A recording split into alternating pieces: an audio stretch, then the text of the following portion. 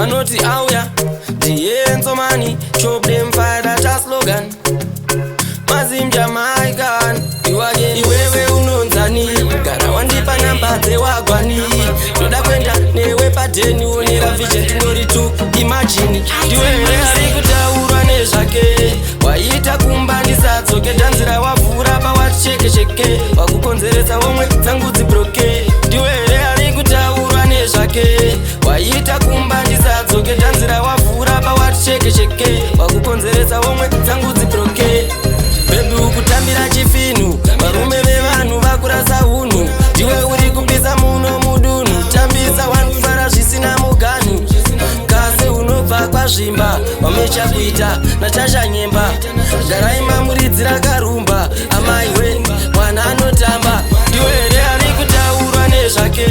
waita kumba ndisadzoke dhanzira wavhura pawatichekecheke wakukonzeredza womwe dzangu dzibroke ndiwe here ari kutaurwa nezvake waita kumba ndisadzoke dhanzira wavhura pawatichekecheke wakukonzeredza womwe dzangu dzibroke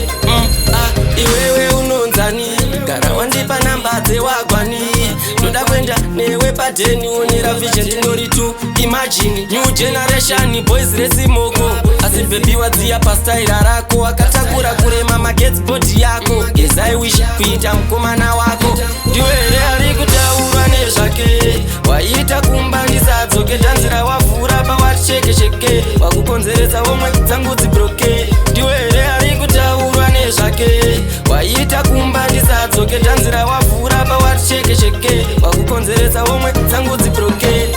bebi ukutambira chifinu varume vevanhu vakurasa unhu ndiwe uri kupisa muno mudunhu tambisa wanufara zvisina muganhu kasi unobva kwazvimba wamechakuita nachashanyemba